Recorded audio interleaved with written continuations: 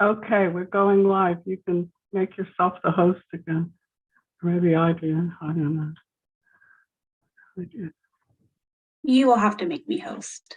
I'm working on it.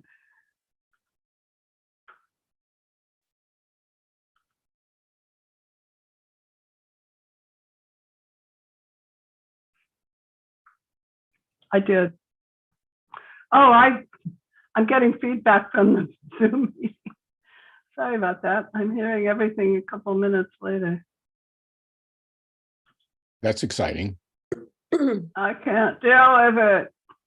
Okay, Are we recording? we are. Hello, ladies and gentlemen. Welcome to the September 19th, 2023 meeting of the Washington County Committee for Community Involvement. Committee for Community Involvement. That's the kosher name we're going by, because we want everybody to be involved, and we are community builders. That's what we're doing in this effort. We are trying to build community between a whole bunch of diverse kinds of people. And I dare say that everybody in this CCI meeting is a diverse person.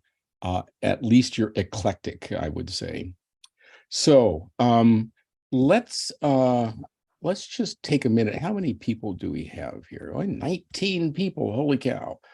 So Bruce, some of those people need to be admitted as panelists. Oh. So Dick, Richard Smith. I'll take care of that. Okay. Good.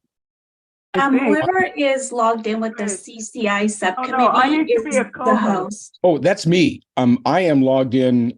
I was doing some work and I didn't log out and log back in as me. Is that okay? Yeah, Virginia. Oh, no, that's fine. Virginia just assigned you as the host. So you'll have to let people in since I'm just as I the assigned. Oh, I'm sorry. I didn't mean to do that. I meant to assign Can you that change back it? to you. Do I have to? Hello, ladies and gentlemen. This is life having virtual meetings.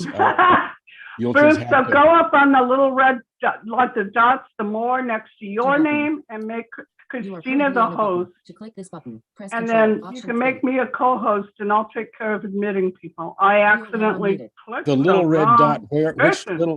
little red dot? So go up next to your name, Yes, ma'am. and on the right-hand side it says more. Okay. Or no, go next to community engagement, and that says more, and then it says make her the host. Make host. Yes. There we go. Okay, and then if you can still do it, make me the co-host, and I'll go get busy admitting people. Go next to my name and make me the co-host. Is there a way to kill the recording and start over, or are we just going to it's recording. I'll edit it. Oh, boy. So, welcome to the CCI meeting. We have a full agenda tonight of interesting. Somebody needs to make me co-host so I can start admitting people. Okay, great. Good. Okay, there we go. Thank you. So, welcome to newcomers. I think we'll just sort of address the meeting minutes. I know a number of us have turned our comments in, and Christina has collated those. Does anybody have any significant meeting issues they want to address? Well, good. Mr. Chair, may I make a motion to move approval of the minutes, and then we can have discussion? You just did. Who wants to second that? Well, I haven't seen the revised ones. Well, what's the issue? Because it said you and I were no-shows on Okay, Christina has corrected that, I'm sure. So anybody want to second the motion? I will. Mary Okay. Manso. Okay, let's vote to approve the minutes. And I'd like to do this by saying... How about discussion? Discussion? What do you got, Jim? Well, there's some errors in there. Well, did you send them ahead of time? I don't want to go over any minutes. Well, I can't hear you, Bruce. I said that Dolly, Jill, and I were part of CPO 1. We're not CPO 1. We're part of CPO 4M. Okay, can you hear me now? I can hear you now. Okay, so if that is the extent of the minutes, let's send Okay, those all comments. I got was a windmill dat, which I can't use on my computer, but Do you know how whatever. much I'll I just do not want abstain. to review minutes at the first of the meeting? I really, really don't want to do this. We have to turn our minute comments in before the meeting because this is not a good use of our time. I just can't was able to review them now. I'm sorry. Okay, Well, that's your problem. what do you Well, got? okay, let's review them at the end of the meeting if you don't want to do it at Okay. the beginning of the meeting. That would suit me just fine. because it matters. Yes, Because it matters, yes. yes, it does enough, I guess. So Thank you, Harris we'll Bartlett. postpone the discussion of the meeting minutes until the end. Did everybody have a chance to look at the clothing donations site and article? Yes. Anybody have any immediate use for that? Mary, you got your hand up. Dick Smith has his hand up and he should be a panelist. Okay. Richard Smith. I can do that.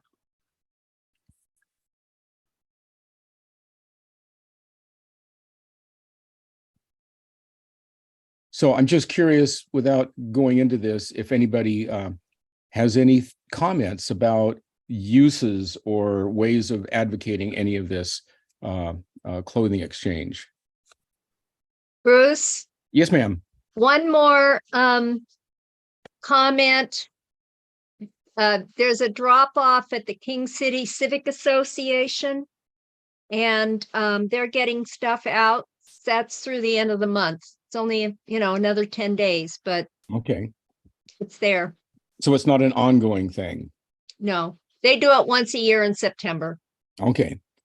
Well, I'll leave that to you to promote it. The ones that I recorded are I started off with the school district. I am a big fan of the Beaverton School District Clothes for Kids, otherwise known as the Clothes Closet. And any organization that gives out 100,000 articles of clothing a year is really meeting a need that we need to take very seriously. And so I put together all these things. And so I would encourage you to maybe post this document on your CPO websites if you have it, or forward it around, post it on Nextdoor. I just would encourage you to make as much use of it as you can. Virginia had a booth at the Cedar Mill Farmers Market and got 4 bags of clothes and had other clothes delivered. So I have about a half a car full right now that I'm going to take in next week. So clothes for kids. There it is. Any other comments about? I wonder, do the other school districts do the similar thing? Because Well, the document at school the bottom district doesn't talks cover the about whole each. county. The document at the bottom of the minute of the meeting announcement contains the list of all the school districts. Great. And this is where you don't say if you read it. Okay. So Thank you, Bruce. By the way, that was a wonderful list. I appreciate. And we have 3 cars full because we just downsized. oh, good. them. Where are you taking them, Fran?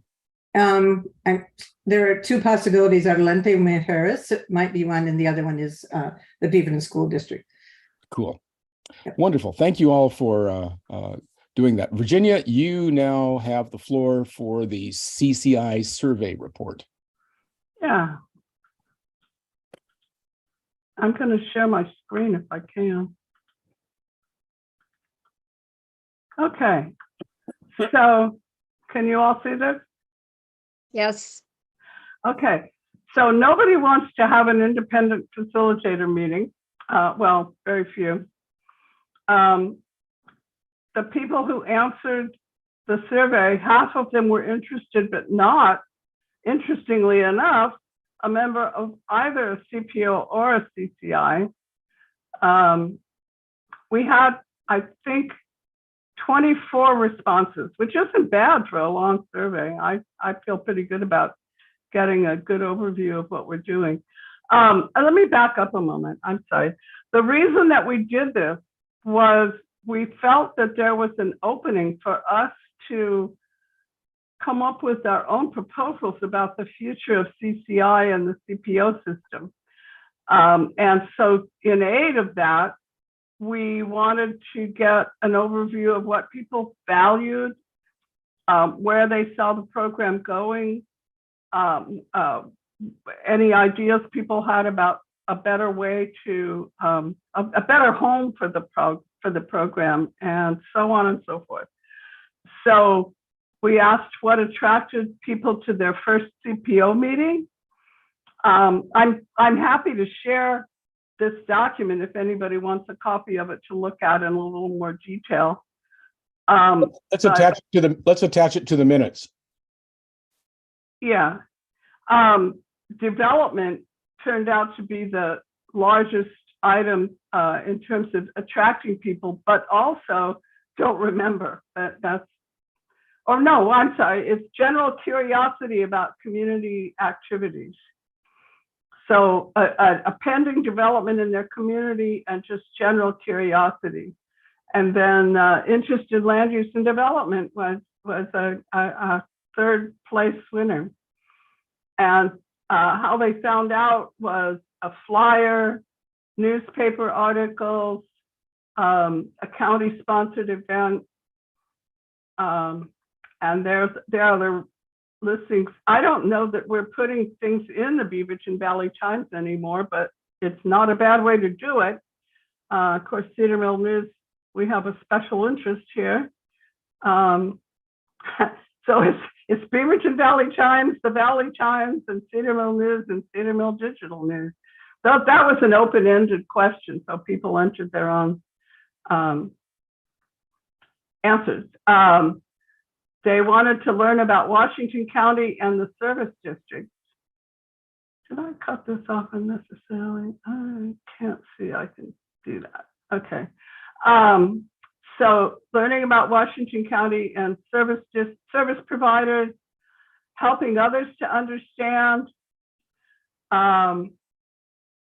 Those were the main things that people liked.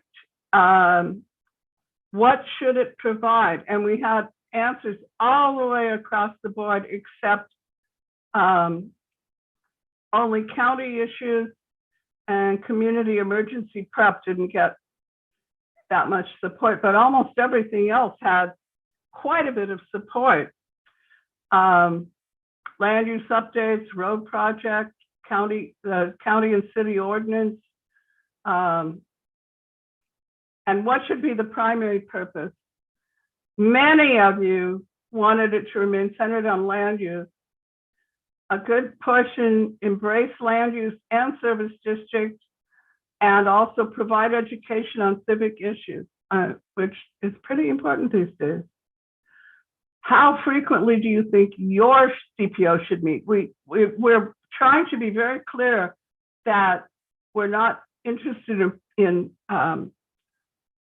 prescribing what each CPO does, but this was just kind of useful to get an overview. And many of us want to meet monthly, some quarterly and some only as needed.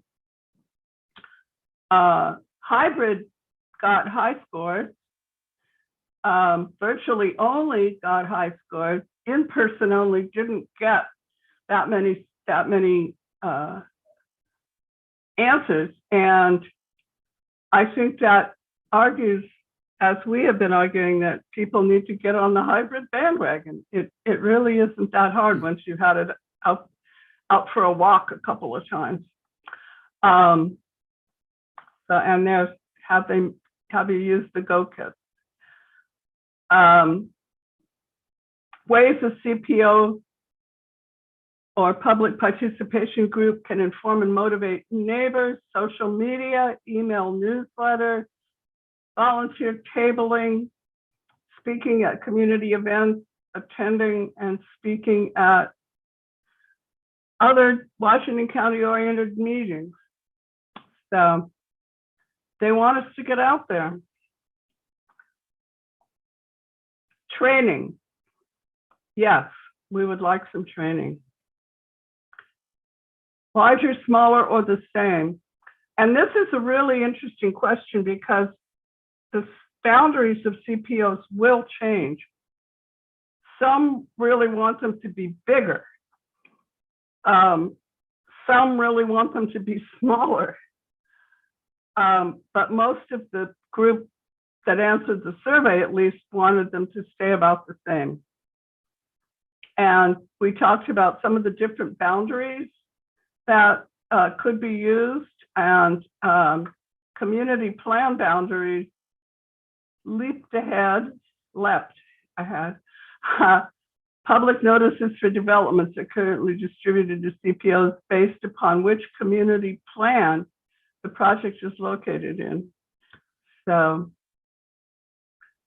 and as far as being similar in population, a lot of people said yes, but that would mean that the rural CPOs would be enormous and that more urban CPOs would be much smaller in geographical area.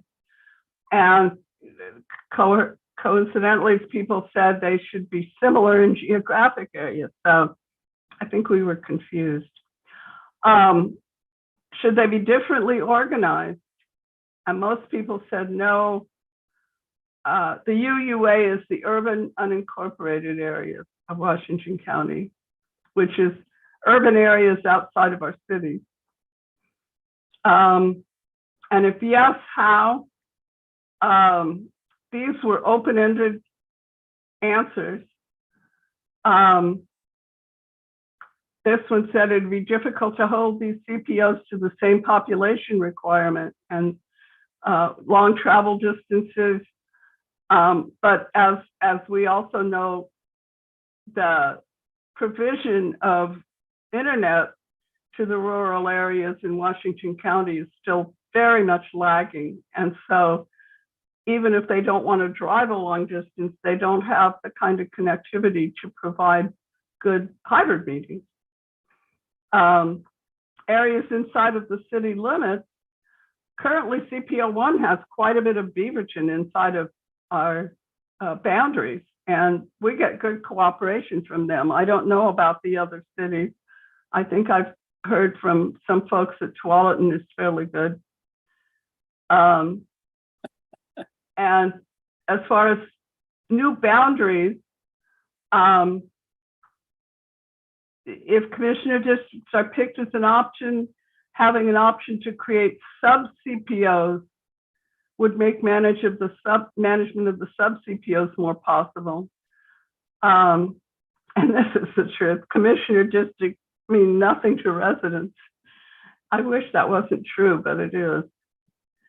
People just don't pay attention to county government. They come from cities, and that's where they expect information to come from.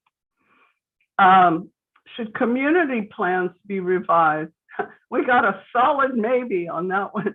I think a lot of folks really don't understand what community plans are because they came out back in the, I don't know, the 90s, but they haven't been revised for years and years and years. And so they kind of just sit there gathering dust on the shelf as far as I'm concerned, except when they serve the interests of somebody who wants to put a road through someplace or develop someplace.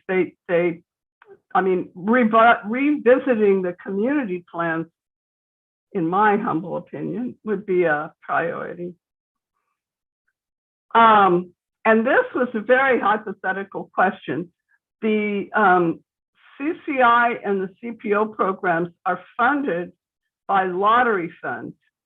And we were blue skying that maybe we could take those lottery funds and spend them someplace else aside from a county agency and find a new home for the CCI. And the question was, if that were possible, should OEICE be advisory continue to manage it or have nothing to do with it. And so the majority said they thought it should be an advisory agency. And this was an interesting question. We had options. I thought we had an open-ended question on that, but the libraries are one option. School districts, Portland State Urban Studies, another college, the planning. These were some. These were the open-ended answers. I'm sorry. All the above options should be investigated. Defund OEICE, work on real issues. I don't know who put that one in, but it was interesting. Don't know, but keep the schools out of it. So this is another interesting question that didn't get explained very much in the survey, but if the CCI became only a county advisory board on questions of how to engage the public on various county issues, an advisory board where each county department came to the CCI to say, here's something we're going to do, give us some ideas on the best way to get the community engaged in it, then another CPO leadership program could be created. And that's an interesting concept. I have no idea whether the OEICE is looking at that as an option or if the Board of County Commissioners is looking at that as an option. But it came out of the preparation for this survey, and it's definitely something worth considering. Metro does that. And I think the state does that, right, Fran? They have, yeah. So that, but the county does not really have an independent advisory committee helping it to craft and carry out public engagement. In the May 9th presentation, these were the options that were presented by OEICE. And we asked people if they favored any of them. And half of our respondents said no, they didn't. 4 people said the Planning Commission, 1 person said LUT, and 3 people said a BCC appointed advisory committee. Vision and mission statement really weren't considered to be things we needed to spend time on. And then these were the open-ended question about further thoughts on who should manage the CPO program. And we assumed from the May presentation that was given that OEICE no longer wanted to manage the program. We've since been given more information that they're probably going to continue to manage the program. So we don't know if this is really relevant, but a 401c3 organization and manage it ourselves, it's a possibility, although most of us are overworked volunteers and probably don't want the job. An organization meant to act in the form of a watchdog needs to be free to act even when not in line with county policy. And I've got to say, this is something I've felt for a long time, that it's kind of the fox guarding the hen house, because a good part of the CPO and the current iteration of CCI is meant to criticize county activities, government activities, that, you know, we don't like their land use policies, or we don't like the way they're putting this road in. And as long as we're under that government, it's kind of hard to be that way. But anyway, you know how I feel. Some of these questions are being asked too early in the process. CCI may very well be re-envisioned to move from being a collaboration of CPO leaders to one that truly focuses on ensuring broad community engagement. And that's what I was just talking about. And then someone said, OAICE is the ideal home. We need to work on reaching diverse residents. The more website support, you could look for a PSU graduate student. The Planning Commission or BCC appointed advisory committee would have the time. Extension service, defund the OAICE, and OSU extension had a workable model, but that's not something that we can hope to go back to. So does anybody have any questions about it? Oh, Paul and Jim.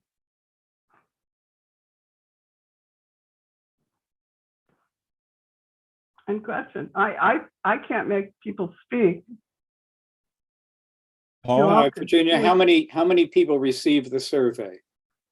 I see that the response rate goes from like 9 up to 22, but how many people actually got the survey? What was the response rate? I have no idea how many people got it. 24 people responded. it went out with the CCI meeting announcement. Yeah, So we don't have access to any mailing Christina, how many people does the CCI agenda get emailed out to? I don't know the exact number, but I can try to locate it. I know it's probably several. I'm confident it's probably several hundred, but I can get a more definite answer for you. Okay, it would be interesting, but everybody who gets the CCI agenda was invited to take part in the survey. And half of those people are neither a CPO nor a CCI member. That I think speaks to the breadth of the people receiving the CCI minutes, which has come to be a little bit surprising for me. Paul, did you have a question? Yeah, Paul?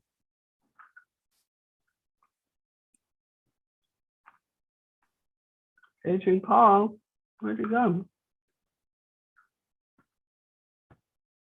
I don't even see him. Okay, oh, he's in the attendees. Oh, let's fix that. Gretchen, you had something. I'll go in and admit Paul. First of all, I wanted to say thank you for all your hard work, Virginia. Kudos. Thank you. I was there's- camping in the middle of nowhere. There's And I one, couldn't get the final bits of the survey done, and I ended up having to go to the library in the closest small town. there's this one typo that you probably want to fix before you put it in the minutes, and it's 501c3 is the nonprofit, wherever that Right. was. I don't know if the 401c3 is different than there are all kinds of tax brackets, would and a probably be- 401c3 may be a different. If I think you're talking about 503c. But Four. that was an open-ended answer that came from somebody. It wasn't from us. Yeah, because I used to do nonprofit work. So One would almost have to think that it's a 501c3. Right. Paul, what do you got? so you had 401. So just make that typo. It's 501.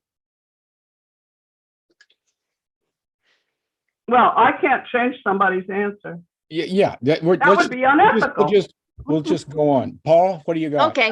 Oh, Thank you, Virginia. I think he just I wanted to be couldn't admitted. respond. Hey, let's get a little control. Paul, what do you got? I couldn't respond because the server dumped me completely. And so I had to try and log back in. And Today? so that's the only reason I Right. didn't respond. Because I was literally locked out. Right. Fran? So there's a part of the discussion I'm completely missing because I didn't hear it. Okay, Just a minute correct adjustment here.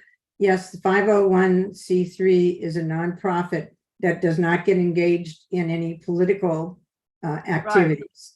And so like endorsing bills or endorsing people running for office. And then the 501c4 are nonprofits that do get engaged there, and they have a whole different set of rules. So it'd be good, based on what the activities are of the CCI, make sure that it's 501c3 in this document, C3 versus 501c4, because there's a lot of discussion around that. Yeah, well, we got a long way to go Yeah. before we start talking about forming a legal entity for this. Anybody else Right. want to make a comment about anything that you saw in the various question responses that struck your imagination? If not, I have another comment to make about the survey. Oh, Jim, go ahead.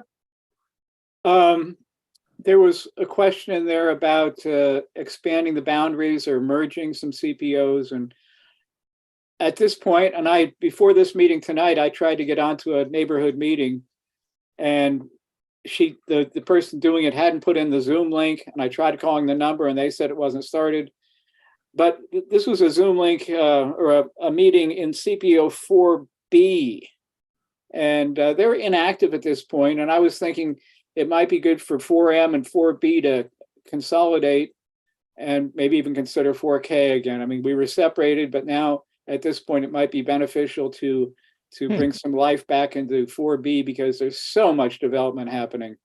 Well, right now, we don't even know if the program's going to continue. So those are discussions we need to keep having. I think that that the program will at least go on for a while. That's an interesting suggestion. And maybe what we need are flexible boundaries of some kind. I'm really interested in other people's reactions to questions. Yeah. And we haven't had a chance to really go over this individually. That might be asking about. Does anybody have something that occurs to you in just seeing one of these?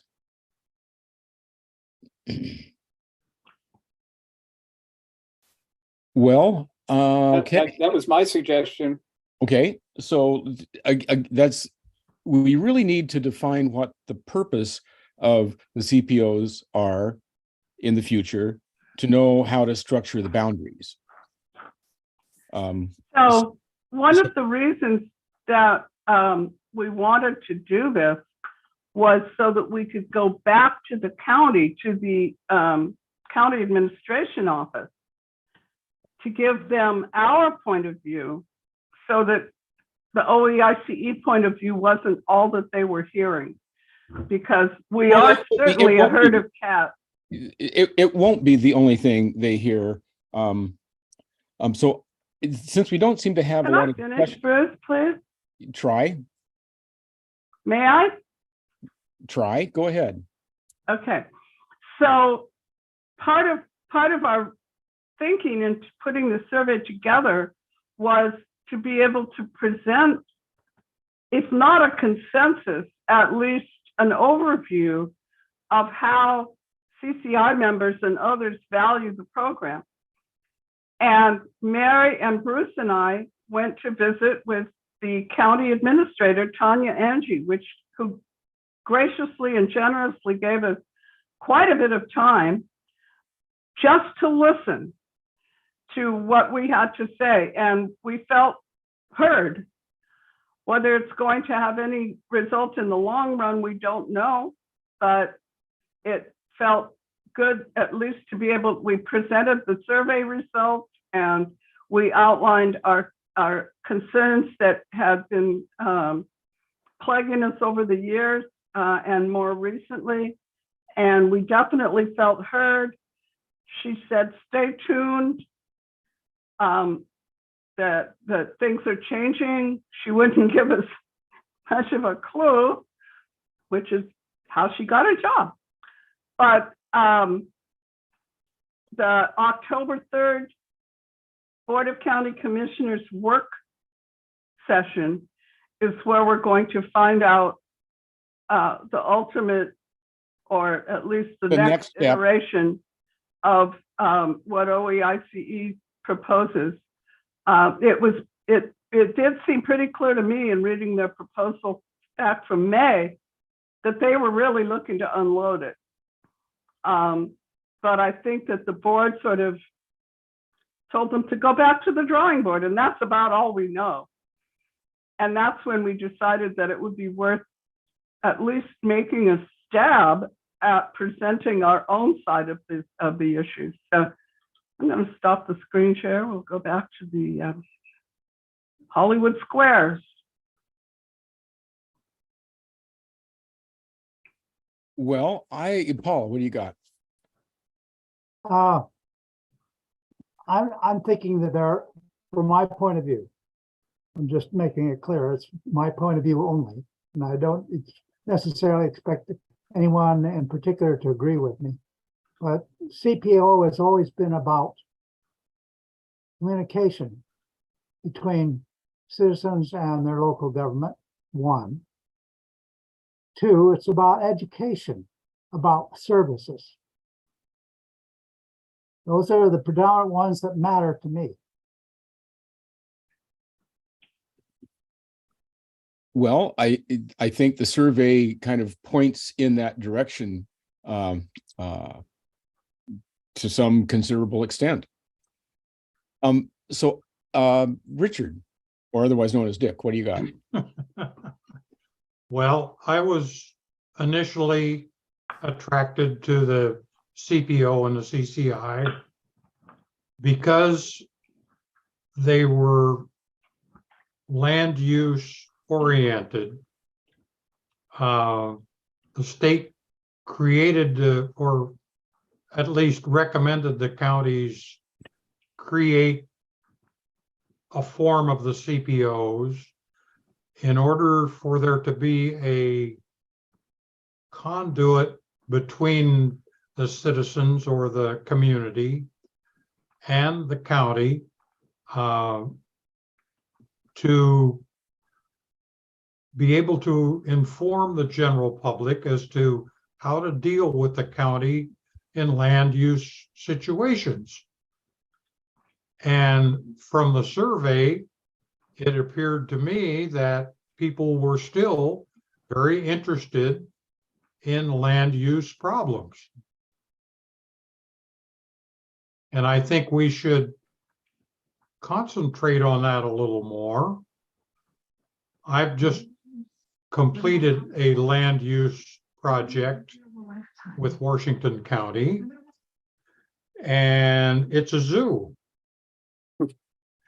Say more about that. Well, the number one is a couple of years ago, if you wanted to do a land use proposal, you could set up a meeting with a planner, 15 or 20 minutes, sit down with them, and they would go over whether it was feasible to do what you wanted to do, and they would spell out the path you had to take to get there. Now, if you want to do that, the first thing you do is you write them a check for $500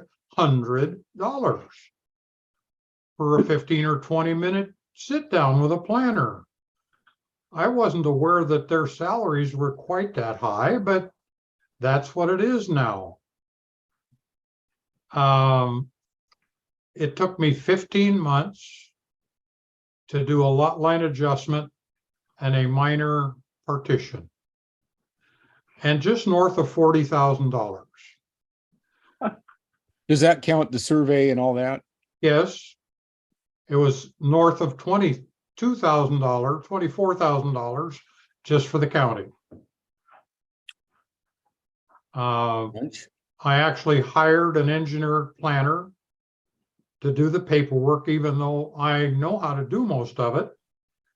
But the planner engineer private party that I hired used to work for the county. He knows all the ins and outs of exactly how they want the paperwork structured, how to word it.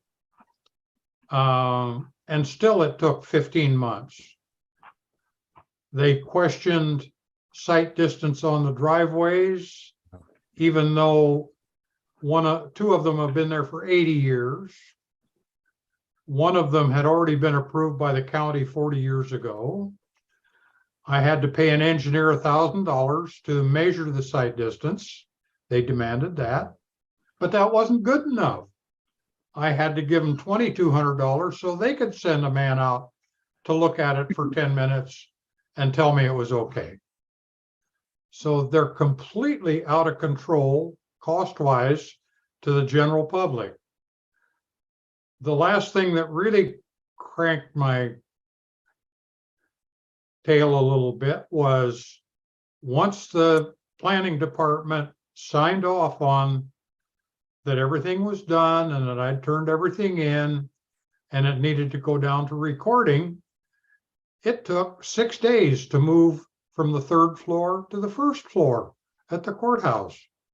I thought they might have a little better system of communication than that, but A long staircase. Well, Dick, this is a really interesting, in a disturbing kind of way, issue that you bring up. I think that I think it would be interesting to have somebody from LUT come and talk about it. I do know that another issue that's kind of related is not completing review of land use decisions or land use applications until just about the last of the 120 days. So there is an inner condition of LUT that I think would be nice to know about. It might not be what they desire. It might just be something that is happening because of staffing issues. So I don't know, but it sounds like a lot of money to do a lot line adjustment and minor partition. well, and let's put the 120 days, yeah, they'll use every bit of that and more if they can. well, they can't because it approves after 120 days. I know, but they push it right up to the limit. Well, why is that? It's what's going on. I think that, hey, Well- LUT, what's going on would be an interesting subject to have on a CCI meeting. One would think that they were buried in paperwork, and Well- yet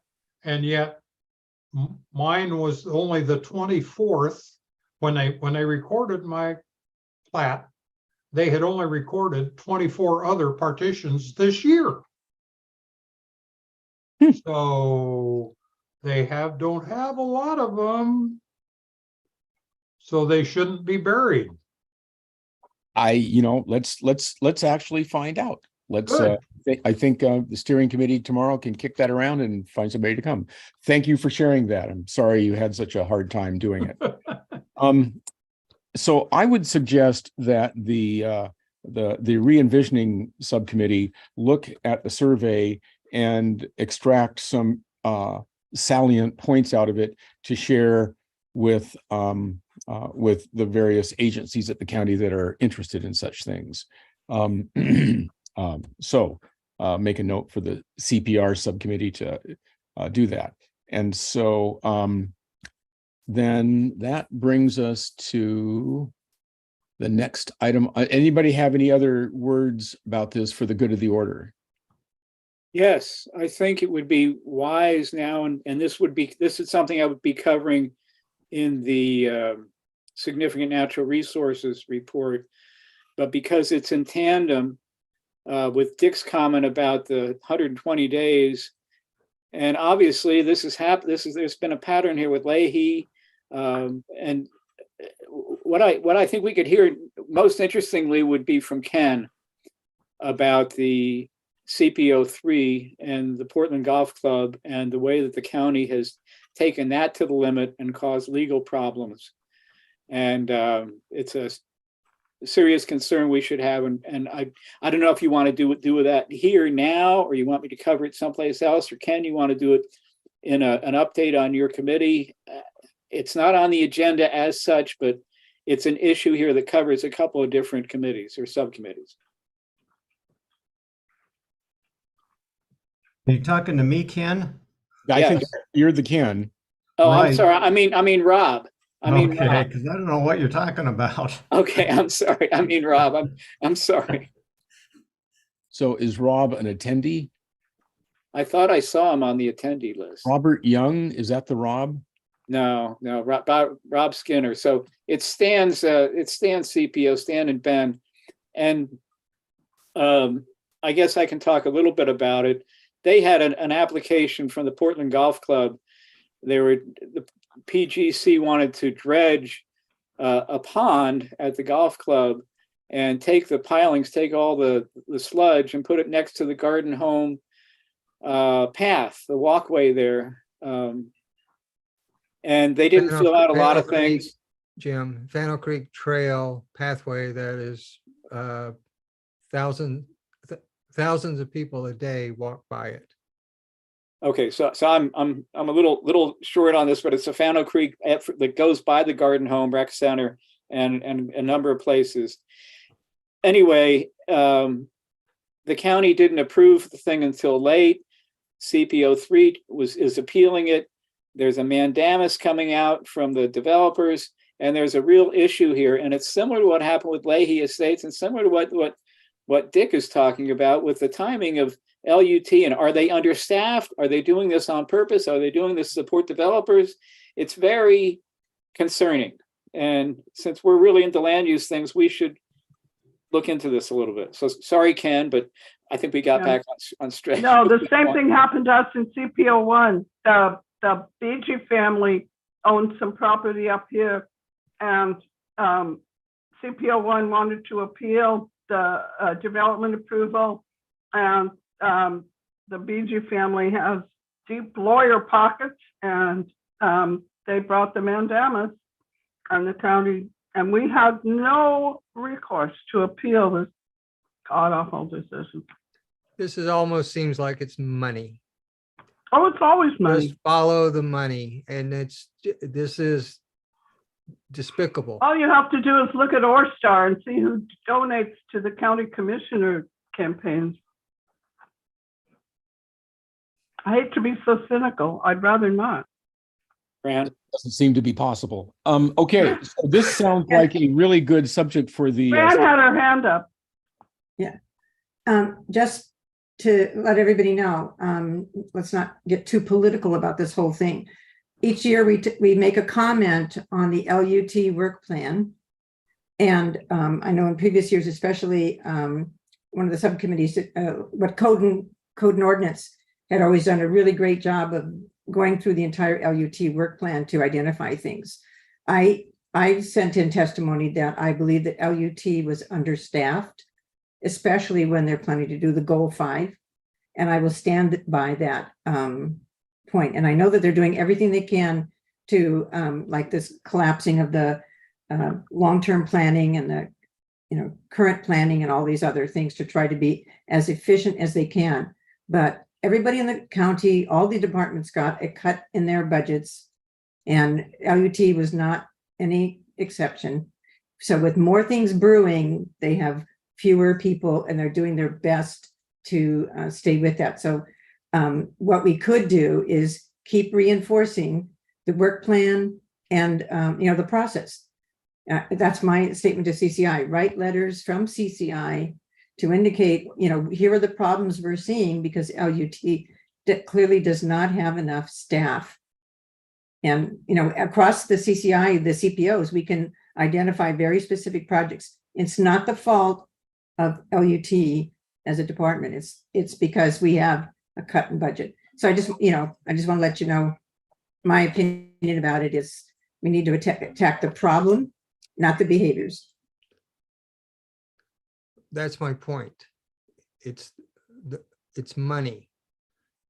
And if they don't manage this, project after project after project after project will just fall to the wayside, and it doesn't matter, then what's the point of us being here?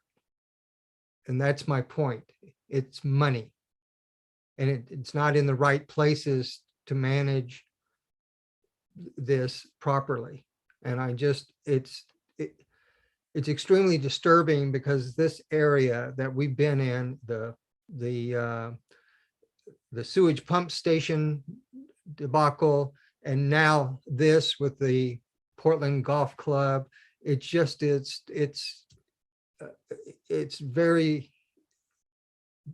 deplorable, it's despicable, it's unwilling, it's unable to wrap your head around why we do this. if you It's can't, discouraging. if you cannot get a satisfactory response, especially when 120 days, that's a long time to put something that is just where you're going to put some dirty soil.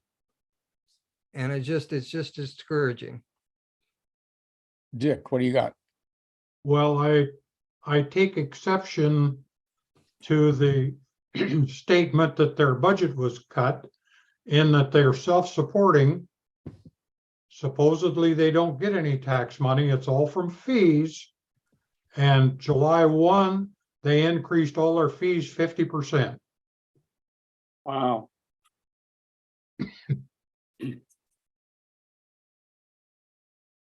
Rand, what do you got? Sorry, I don't want to belabor this aspect too much more. I'm just saying that, and I disagree, Richard, but that's okay. I can disagree and commit. I commit that we really need to be attending the Board of Commissioners meetings. I mean, I don't have enough bandwidth, but week after week, and just say, these are the issues. And every week when an issue comes up, we just bring it up in a 2-minute time and say, this is happening, this is happening, this is happening. Eventually, it'll become newspapers, et cetera, will catch on and publish, et cetera. So, and I went through the Leahy thing, and I understand why the 120 days is not enough time, unless there's somebody who's really bird dogging and LUT can turn it around quickly. Because all the time that's allowed to all the different lawyers along the way takes up days and days and days. So, and having been heavily in that line, I understand what's going on. So, just enough. I just want to make those comments that I think somebody needs to somehow sign up and just be there every week. The world is run by those who show up. I try to go through the commissioner's meeting agenda, the regular meeting, and the workstation agenda. I'm curious, I would take a show of hands here of the panelists. How many people read the commissioner's agenda more often than not?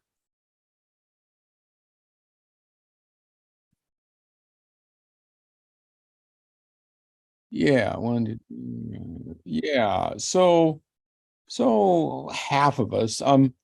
You know, we have a meeting.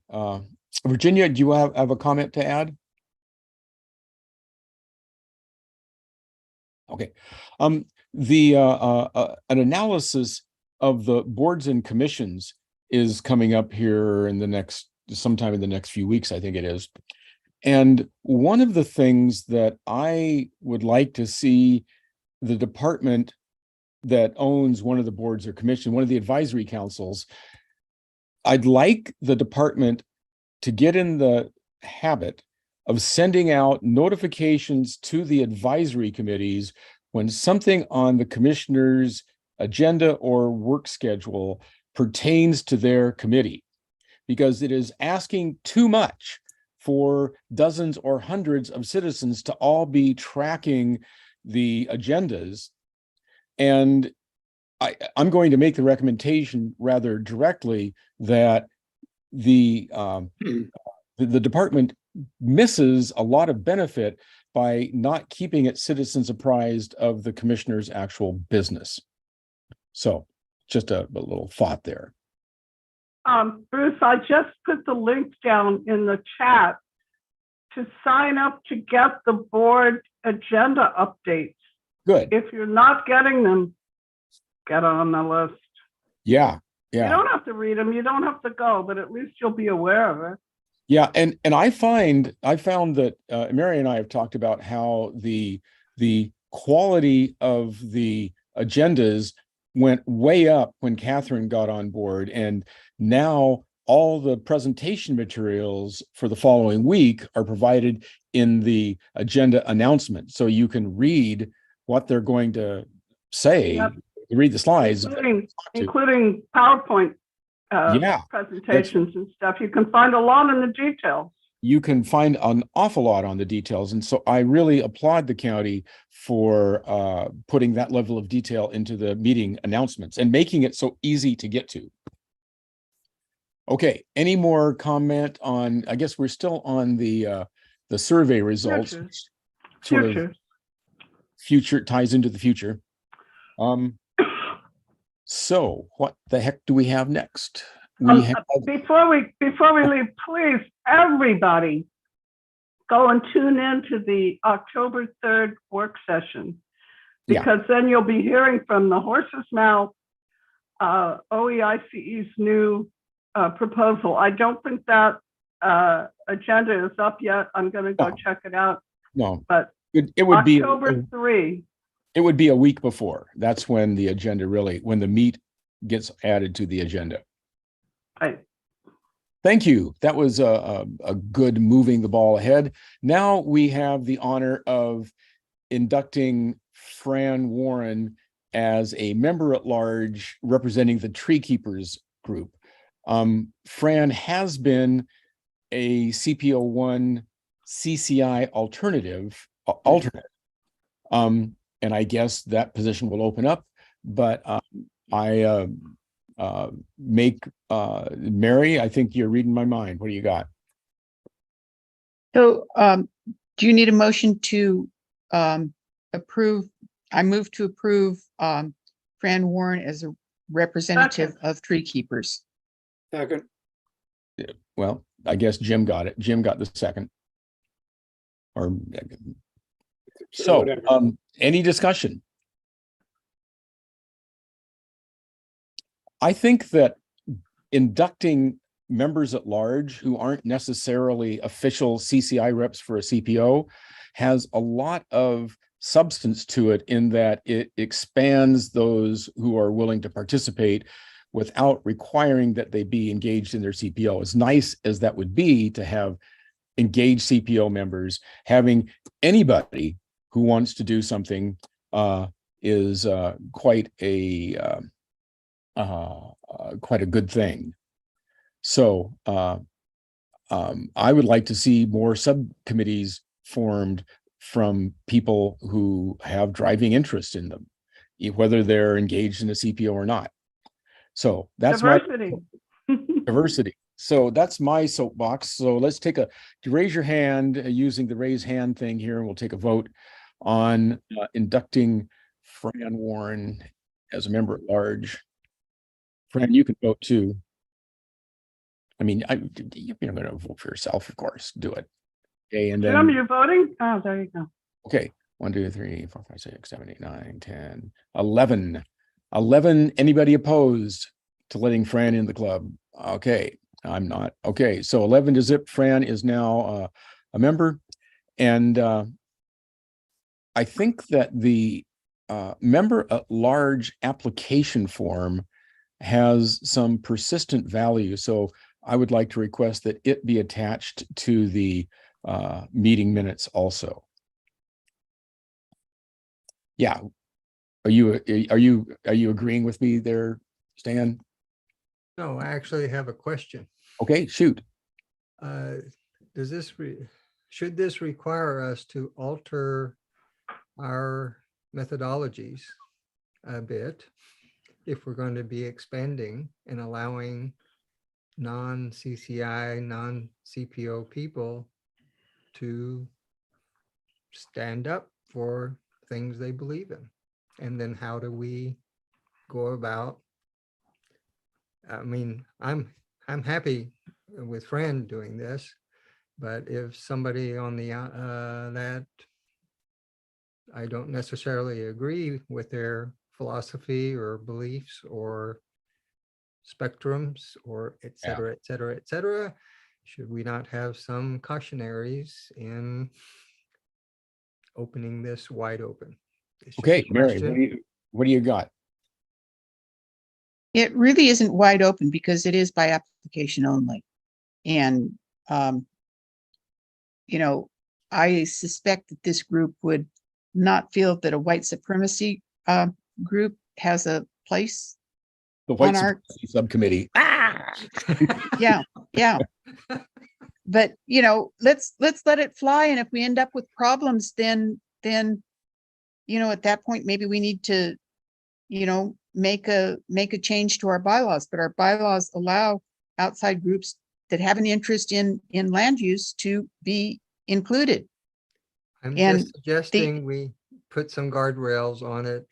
Yeah, sooner well, than there are later. some guardrails because we have to vote to approve it.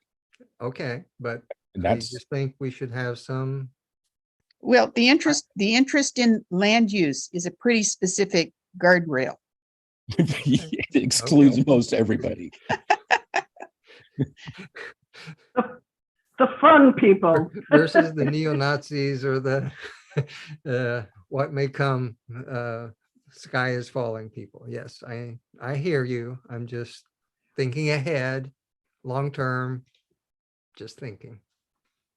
It's where my head goes. Thank you. Can I make one quick comment too, though? So we Sure. have the application process, and I believe the application gets vetted by the steering committee before it's presented to the CCI at large. And I hear what you're saying, Stan, that, if someone didn't like what the steering committee said, determined in the first round, could we be sued, that for some kind of bias or whatever. So I think Stan has a good point in terms of protecting the steering committee who's vetting the document, the application. And I think Mary has a good point about the land use part of it. So I think the process is there. We just need to make sure that what Stan is saying, that it doesn't come back and bite us. That's all. I totally agree. We kind of run in a wide open, rather vulnerable state in that we're all volunteers. And if somebody decided to become a leader of a CPO, of a CPO, and had a real axe to grind, there aren't a lot of barriers there. So It's happened. yeah, it has. And often, I think all of us had a initial issue that caused us to get involved in the CPO in the first place. That's just the way it goes. So speaking of white supremacy, well, we'll get onto that later. The CPO program subcommittee report, CPR subcommittee report. Mary and I met this month, and we came up with a couple of questions. What do you want from a public participation system? Commissioners, what would you like? What would help you better engage your constituency? How important is it to you to have a process to bring forward community issues like putting ballot boxes around, the tree code, the Bull Mountain annexation, the city by choice, the Bethany city, dealing with service districts? What would enhance the decision-making capabilities of the commissioners of information that they could get from us? So these are questions to ask the commissioners. These are commissioner questions, yes. Yeah. Good. If only we could get them to answer. Well, they are required to give us some kind of answer when we formally issue the question. Right. So we will get answers. And I wanted to circle back to the getting all your voices heard. And one of the cruelest realities of public participation is that just because your voice got heard does not mean you're going to get your way. You can have your voice heard crystal clear, and still you're not going to get what you want. And so that is true of whoever you are. And the more you think that you're getting trained, if you just raise your voice, you're going to make a change, you got a real learning curve ahead of you.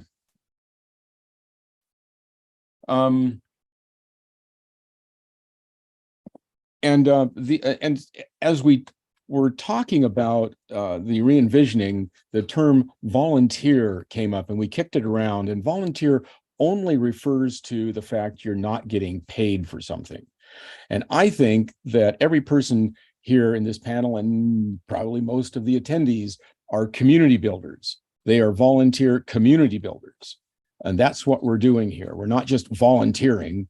We're spending our time and effort to build community, a safer, healthier, more resilient community where we can sing and dance and eat together and have a good time. So there's that. Mary, you got anything to add from our CPR subcommittee? No, you did a good job, Bruce. Thank you. Next Speaking of eating subcommittee, and drinking and having a good time, don't we usually have an in-person get-together around this time of year? let's put that to the steering committee to figure out how to go back. I don't know about dancing, but I'd like to make an official motion that the CCI do something to celebrate 50 years of existence. nah. We really should stand up and say some things and say that we've done some things and invite the commissioners. Mary has been working on a CPO accomplishments list for CPO 7, and Virginia and I have been working on one for CPO 1. I would encourage all of the CPOs, even just one or two significant things that your CPO has done, and let's collate that list and present the magnitude of things that can be done by an engaged citizenry. Or Present it to who? Me, steering committee. And the steering committee is going to present it to who? To the public or to the commissioners or what? It would be presented as input on the re-envisioning process. What have the CPOs done that has persistent value in communities? And would you like this kind of work and contribution from the citizens to continue? Fair enough? Okay, my point was also that we should recognize this 50-year anniversary. I'm not sure exactly what date it is, but I see that it's started in 1973, and here we are in 2023. Wow. And there's something to be said about that. I'm not sure what yet, but so our CPO is putting together a list of things we've accomplished, and our CPO has accomplished a bunch of things. Cool. That's great. Let every CPO, you have a homework assignment. Make at least one statement of something that you've accomplished that you can think of. Fran, what do you got? Muted. You're muted. Fran, you're muted. You're muted. I hit it. I know, I hit it twice. Just, I'm sorry. Okay. That's okay. It looks very engaging. What about members of the CPO who have done work for Washington County wide, for the community? I love the community building. Awesome. But not necessarily like a letter that's signed by the CPO or CCI. I don't quite follow. Okay, so let me take a couple examples. For instance, in CPO 6, the 175th Neighborhood Association, we really leverage the CPO, and we got a lot of engagement, and we had large CPO meetings, but it wasn't necessarily, that was not the only, it wasn't on CPO 6 letterhead when we actually managed to get an awful lot of things done. So you know what I mean? It was, let's say a group leverages the CPO community engagement process, the fact that the CPO can actually get directly to a lot of people. That's an accomplishment. That is a CPO accomplishment. Okay. Jim, so as long as we phrase it that, as long as we focus it that way. Okay, got it. It's an ad hoc list of things that we've done, whether they get written to the county or not. Okay, Jim, what do you got? Bruce, your request that we get together some historical information is a good one, but one of the difficulties we have is that the Community Engagement Office has destroyed, not archived, but destroyed a lot of the documents with Oregon State University.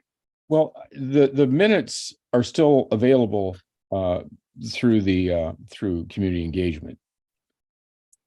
Okay, good. I mean, Mary had. I'd understood there was a lot of things that was not available. We have some issues here in CPO 4M, and I was looking for things, and I was told those documents have been destroyed. Well, clearly there's going to be some information lost, but Mary had Christina dig out some stuff from 2011. Christina, what do you have?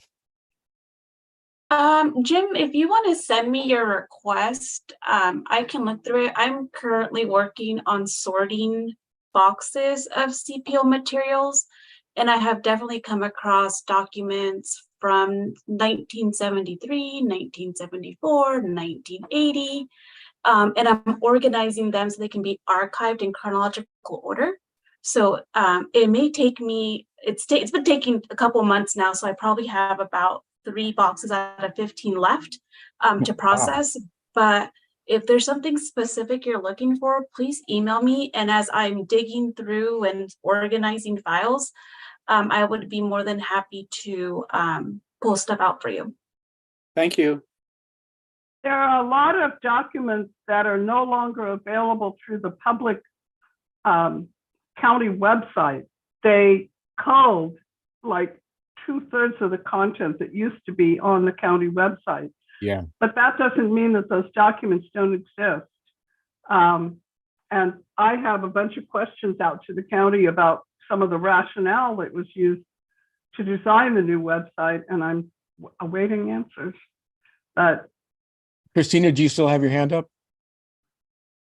No, I was trying to lower it, but I'm unaware of any documents that have been destroyed. I found 18 boxes. So, I mean, there could possibly be some loss of information, but if folks have specific documents that they know have been destroyed, I'd like to know just to make sure I don't come across them while we're sorting this out. So. Thank you. It's quite an effort that you're undergoing. Jim, what do you got? In response, Christina, I had put an inquiry into Amanda for some documentation regarding meetings that OSU had with the Army Corps of Engineers, the City of Tigard, the Oregon Department of Transportation, and other groups, and she said they weren't there. So that was a couple of years ago. Well, the offer from community engagement is send your request for a document in if you got it. That's great. Thank you. Okay. The communications subcommittee. Yeah, I once again was unable to have the group meet this month, partly because I'm getting ready for the Cedar Mill Cider Festival, which is coming up this Sunday, and I want to invite everybody to come along, and partly because I'm having some heart problems, and I'm going to have an ablation on Thursday. And so I sent an email to the people who have been involved in the communications subcommittee, outlining some of what we're still working on and making my deep apologies. And we will have a meeting next month. Given all of our uncertainties, it's a bit difficult to talk about it, but we still need several of the CPOs to sign up for their group email addresses. LUT and community engagement, I believe, are still using those group emails, but I don't think they're going to anybody because some of the CPOs haven't signed on to that. So get with the program. That's my report. Okay. So it occurred to me that we could have a conversation about the formation of a climate subcommittee. I want to open the floor for a discussion about climate subcommittees. What would be the value?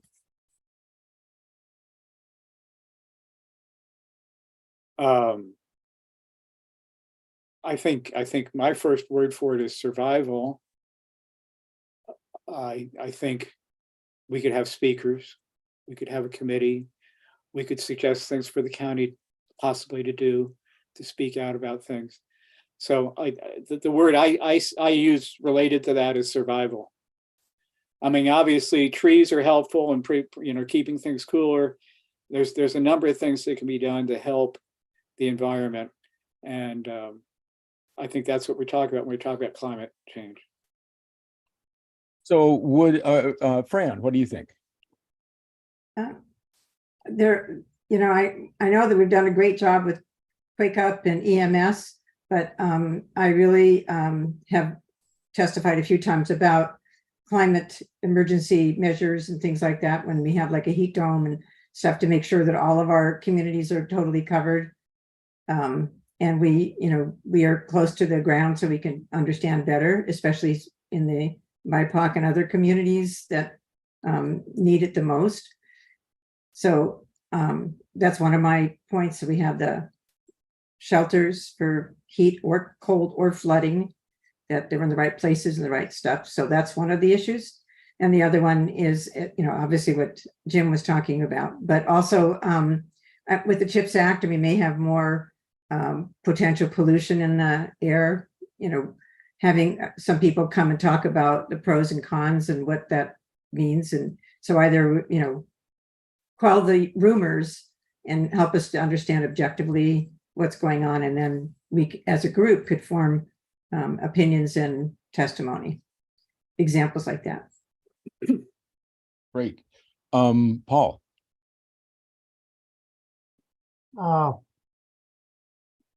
Climate is not just about emergency response. It's about ongoing adaptation to change.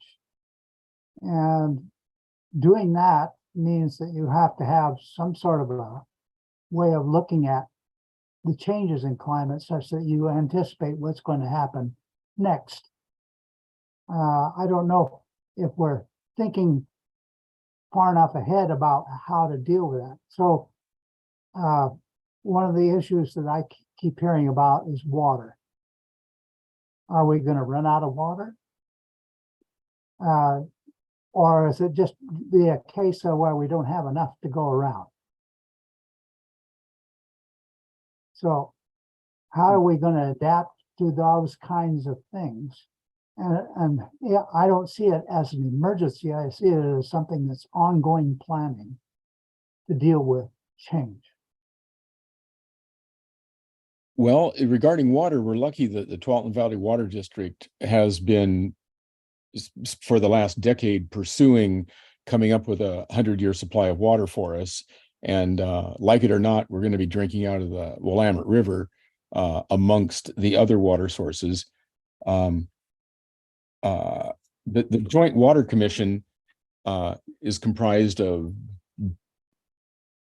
Beaverton and Hillsborough, and the Joint Water Commission itself, who has the lead to come up with the supply. And since the Hag Lake increased impoundment didn't pan out, we owe it to their foresight that they are installing 48-inch water lines along 217 to get the water from the Willamette to the Sherwood treatment plant.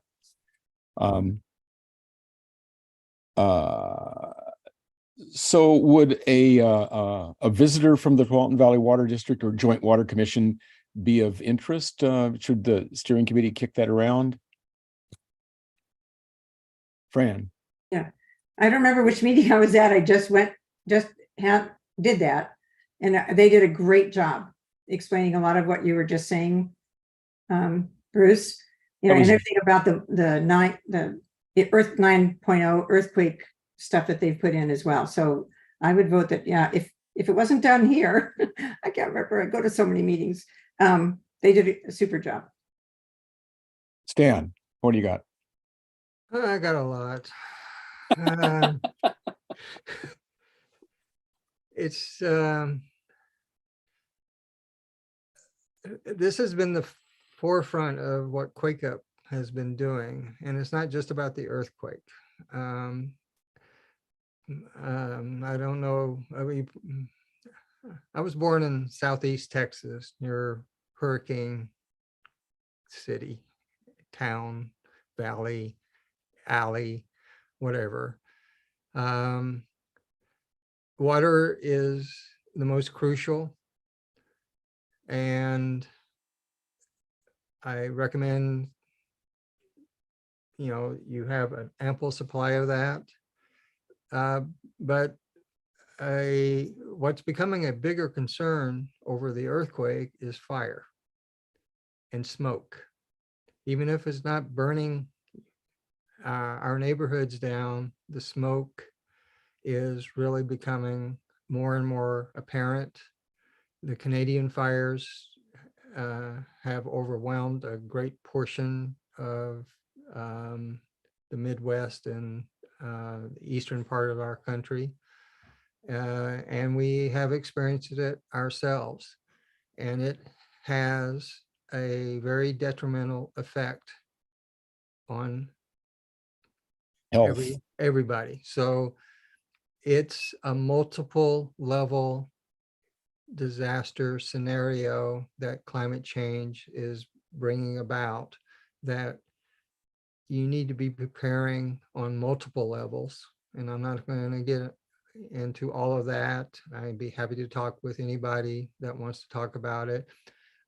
But something I think we as the CCIs and CPOs is to put on Quake Up events in all of our communities every year. So that's coming up what day in October? You're thinking of the, Wake Up event? no, it's not a Quake Up event. It's a, what are they calling it? I'm gone blank on the thing. It's October, I think it's October 19th. It is about earthquake, and it is duck covering, and gosh, I just While signed you're up for thinking, the Stan, thing. can I just make a comment? Sure. I love this group knowledge. The whole point of having everybody, because look at all the things each of us brought to this conversation just now. Yay! Yeah. I just think it's awesome when we all meet together like this and speak our mind. We are lucky that we get along as well as we do and move the ball forward, to use a sports metaphor, to advance the state of the civic resilience. Yes, we can be Shakeout. some Shakeout degree- is Shakeout? Shakeout is Okay. 10. It's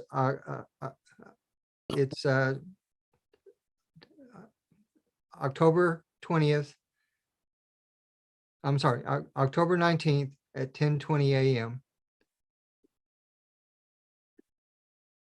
And you should practice and you should prepare. And it really is important, not just because of earthquake. And that's the emphasis I'm trying to make here, is we really do need to prepare for numerous types of emergencies. I was born in Texas, went through hurricanes like crazy and flooding and stuff like that, moved to California, got acquainted with earthquakes and fires, and then moved up here, and I thought I was out of all of that. And then come to find out there's even more natural disasters that occur up here. If only I did a little interneting, a little Googling, I might not have moved here. But that aside, I love it here. And it's just a matter of, being prepared to have go bags, have your car prepared. If you have to grab your essentials and drive, you need to know ways and exits and stuff like that. If you need to hunker down, you need to be able to do that. If you need to do urban camping, you need to be able to do that. But I really want to reemphasize we should be doing quake ups to help our communities get through all this stuff easier and faster. And because people say, well, I hope I die in the earthquake. And it's like, most people don't die in the earthquake. Okay, thank But they you. get hurt I after. appreciate your diligent pursuit of that, Stan. Paul, what do you got? It seems to me that what we could do are talk about a list of adapting strategies to deal with climate change. Perhaps, first of all, how do we communicate with each other when there's an issue that has to do with climate? Secondly, when it comes to those adaptation strategies, recognizing that not everybody has the same resource available to them.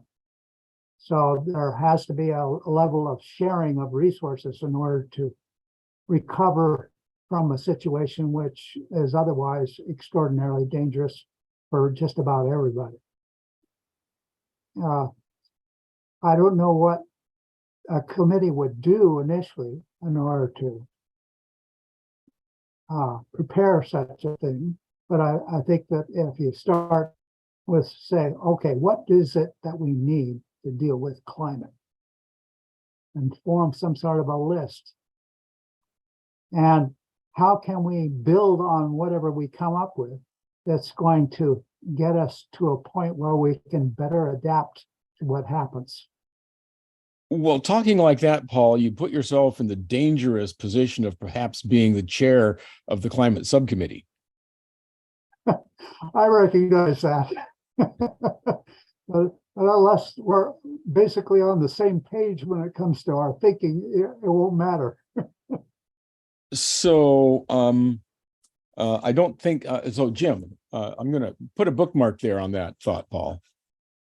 Okay, Mary took down her hand. There hasn't been a significant Natural Resources Committee report. I kind of deferred a little bit, saying there was a connection between what Dick was talking about and we talked about the Portland Golf Club, but the significant Natural Resources Committee did meet. If you want to recognize that, absolutely.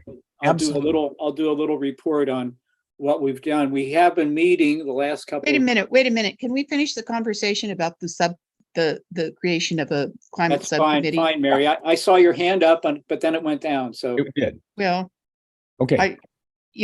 I think this group thinking is great, but we've got big issues with CCI and the CPO program and figuring out, what the purpose of this whole program is going to be. And I think, creating a subcommittee is a really good way to take that issue off the CCI plate.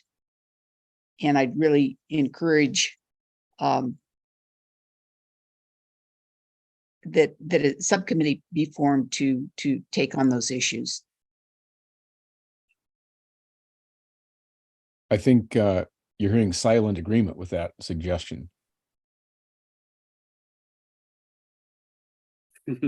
I wanted to have the discussion to see, is this something that we, as a group, we want to do, because it helps, again, circle back around informing the re-envisioning process. Is this something that a county advisory, volunteer community building group would do? Fran, what do you got? I move that we form a climate subcommittee, and hopefully Paul Johnson be willing to lead, and I'd be willing to co-chair with him. And I know a couple of people that would be willing to join that team, even if they're not on the CCI, but they're very active in the climate issue. And that, as Mary said, that would end this discussion, and we could move on. Yeah. So I move to form a climate subcommittee. I second.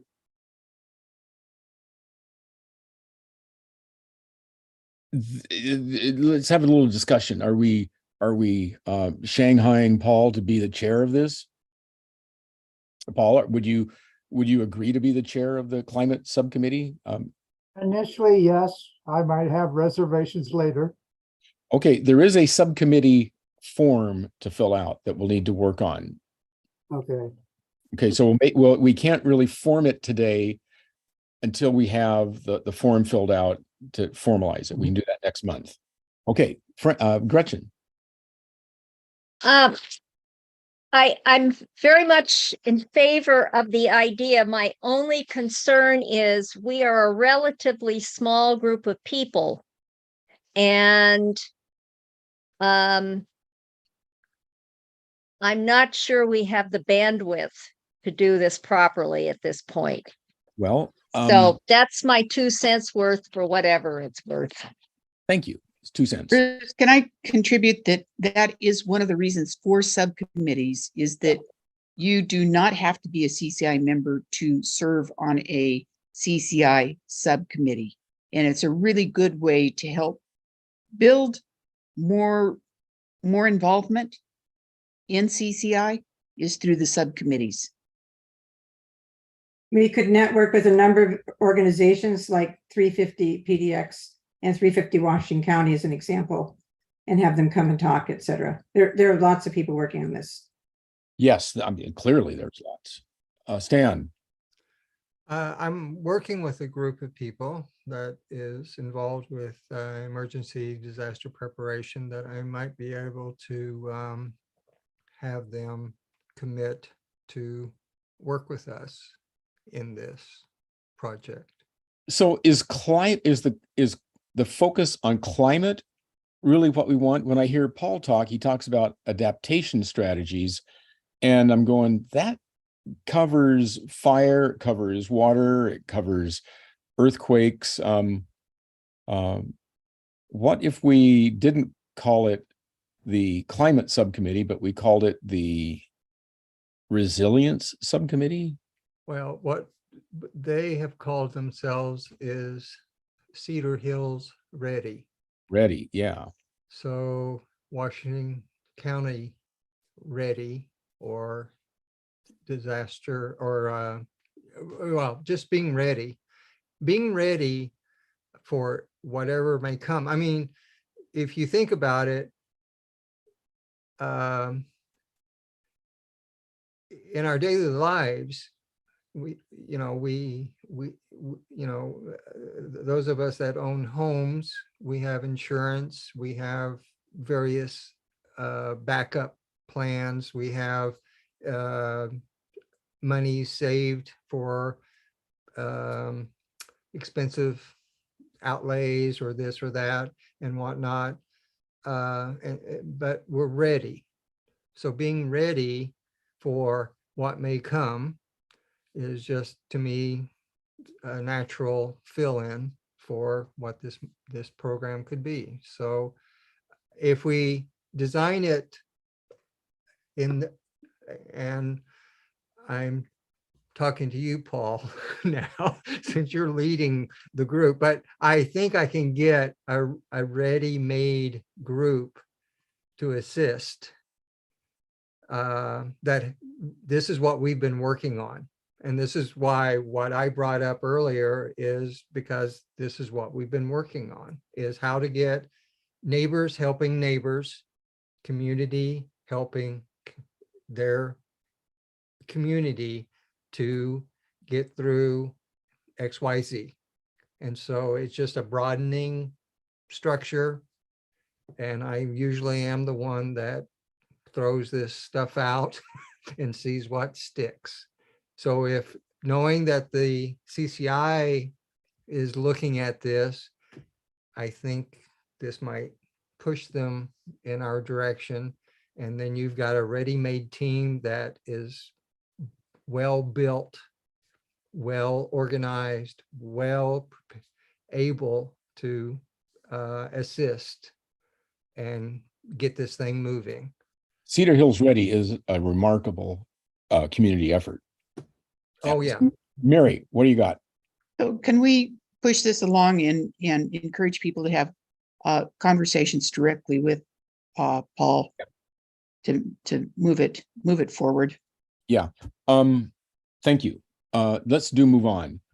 So next on the agenda is the membership list. And the reason that this has relevance is everybody looking at an Excel spreadsheet here? Yes. Am I sharing it? Yeah. So I went through all the old formats for recording CPO CCI members, and then the list that Christina has and the website, and came up with this fairly comprehensive list of everybody who's involved in a CPO now. The first, so Excel consists of a series of worksheets. And the first worksheet is simply some notes about the Excel spreadsheet itself. There is a master list of all of the CPO members, the chair, vice chair, secretary, and members at large. So the name, the CPO position. In order to get, in order to be able to sort in a useful manner, I developed the convention of using numbers in front of the position. So 0 is staff, 1 is chair, 2 vice chair, 3 secretary, and 4 is member at large. And this allows the 0, 1 through 4 to be used for sorting purposes. And then there's the CCI position that that person fills, and any subcommittees that they serve on. Then there is the personal email and phone number. Now, these are not released to the public, so this information is only intended for the CCI use, or the CCI use. Let me see. So we can communicate with each other. Beg pardon? So we can communicate with each other. Yes. So if somebody needs to get a hold of me, you can call my phone. You don't have to use somebody else. Now, before I take a question, I want to show just sorting this. You can, I created this, let me make it larger. I created this list of the CCI representatives and alternates.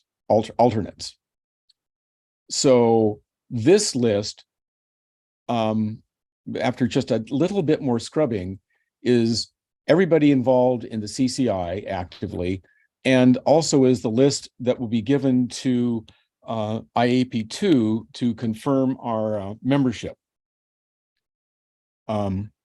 So that is that, and then it also shows how many open positions are available for willing participants to jump in. Back to CPO leaders. Okay, Mary, you got your hand up. Your numbering system doesn't work for our CPO. We have 2 secretaries. We have a corresponding and a recording secretary. We Okay. also have a past CPO chair that is an official position. Okay. So this is a review. So- This is not. This is a draft proposal. Okay. So I did. And you also for our CPO, you have some people listed that are no longer involved with our CPO. Okay. Two things. So I caught the corresponding and recording secretary, and so they're both just recorded as Okay. number 3. As far as members at large, I took the liberty of including past leaders in this list. And I suggest that we send a notification to the members at large to invite them to stay on the list. And if they want to get off the list, they get off the list. But past participation is too valuable for me to want to just discard as soon as they're no longer in a leadership position. And being a member at large, really, the only thing they'd get is an invitation to consider CCI stuff, and you don't have to do anything with it. So, Well, but if the past chair has actually moved out of the CPO, which is the case of at least 3 on the list, our list. Okay, so this list is unscrubbed from that regard. Okay. And this is a draft proposal of all this.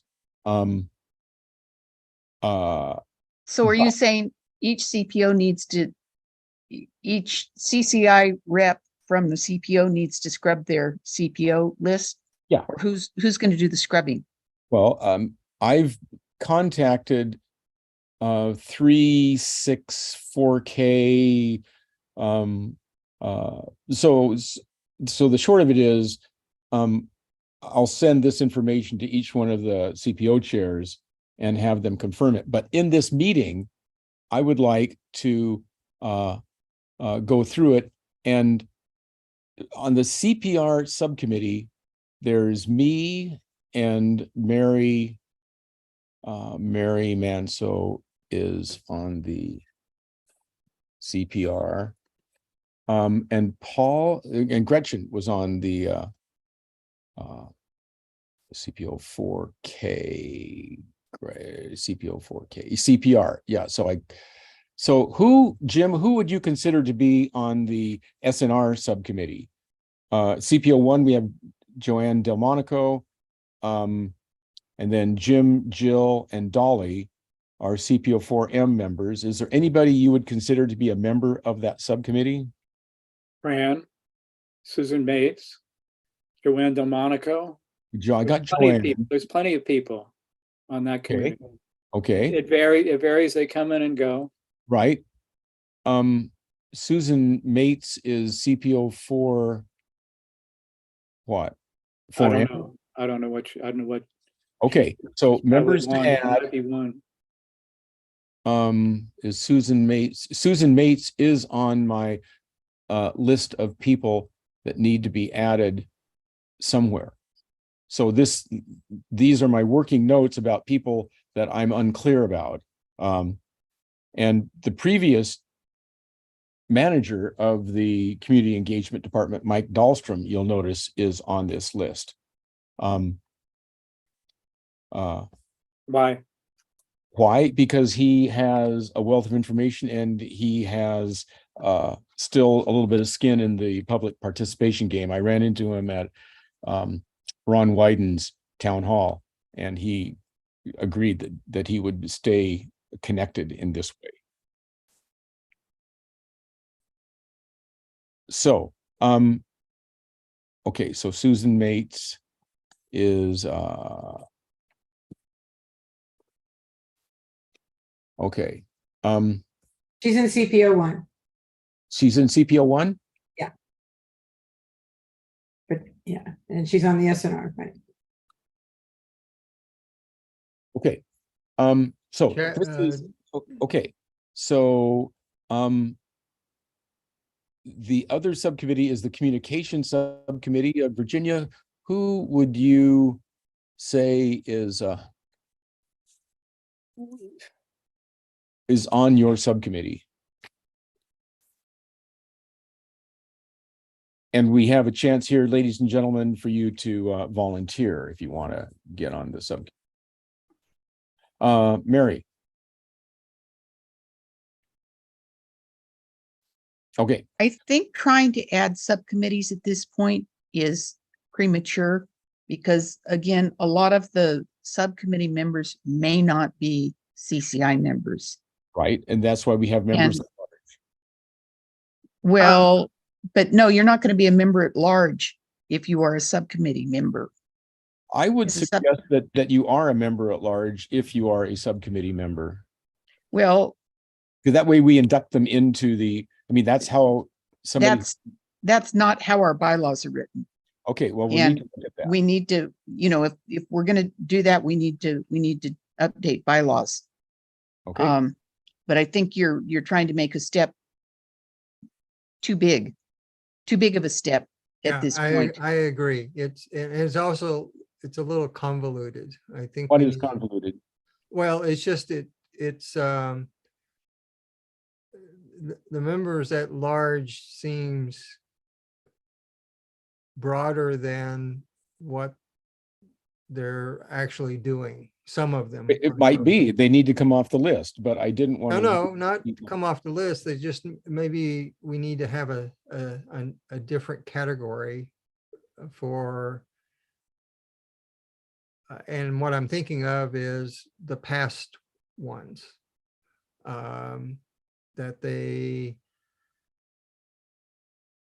and I don't know how to categorize it. I'm not trying to come up with what the categorization is. It's just, it seems, when I was looking at your list of the people that you don't know where to put them, it's because they did something for a bit and then they have fallen back. But I think it needs to be something that is to recognize them, Yeah.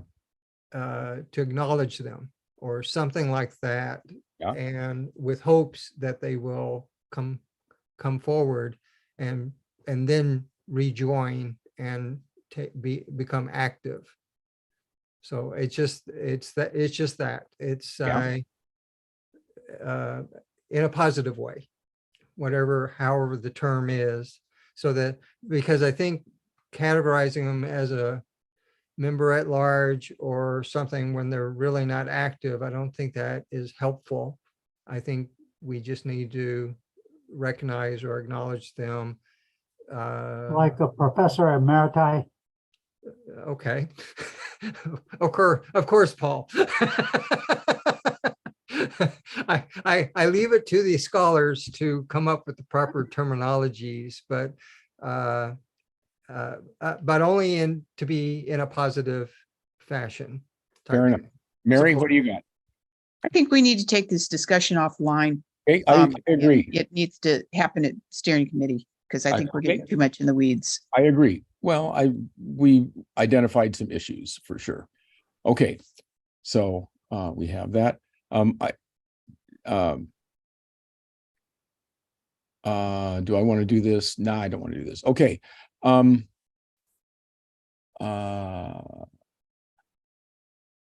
we back to Virginia? I just wonder if we have more agenda items, so if we could adjourn. I'm fading. CPO, That's just me. CPO leaders roundtable.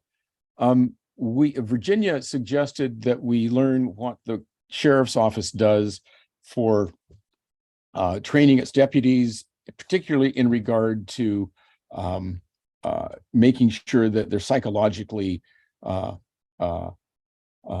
that they have a healthy psychology to be in law enforcement. And that expanded a little bit. And hey, Bruce, stop screen share, please. Oh, I thought I did stop the screen share. And Mary Lou had her hand raised. I don't know if she ever got called on. There we go. Mary Lou. I just invited her to talk. Unmute. Can you hear me? Yes. Yes. Okay, see, this chat's been disabled this whole time, so I couldn't get anybody's attention because I wanted to say something about the Significant Natural Resource Committee because I wanted to be on it. Good.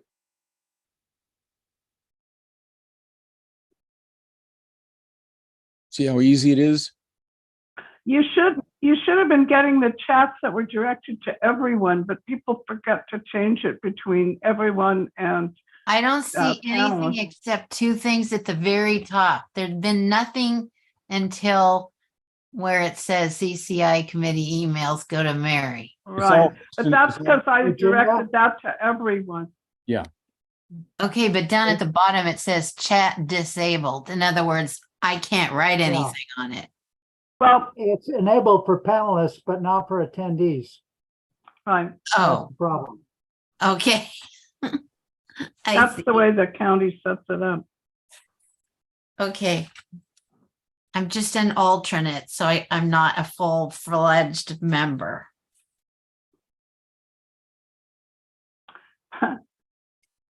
Fran, you just sent a note to everyone, but it's only to hosts and panelists. The Actually, it was supposed to, yeah, whenever I tried to do a chat, it was always host and panelists. And just this moment, unbeknownst to me, it got switched to everyone. But That's okay. I just want to make sure that everybody's aware of the Housing Production Advisory Committee and the sweeping land reform that they're planning. So I put the information in the chat. I don't know who it went out to, but that's an extreme situation that we should all be paying attention to. It caught me by surprise. It's an astounding thing going on. Jim, what do you got? Well, in response to Mary Lou's request and in response to Fran's, I thought maybe here at the late date, you might want to hear the Significant Natural Resources Committee report. Oh, I thought you were doing that and it got bumped by a comment. Okay, take it away. Right. Well, we've met, and we often at the beginning talk about wildlife we've seen, heard, and smell. And I've got a big list of that. That'll be on the bird and critter list. So I'm summarizing this. We talked about trees and the habitat that's endangered. We talk about different things that are issues, including the CPO3 thing with the Portland Golf Club that Rob Skinner, I think, is the expert on at this point.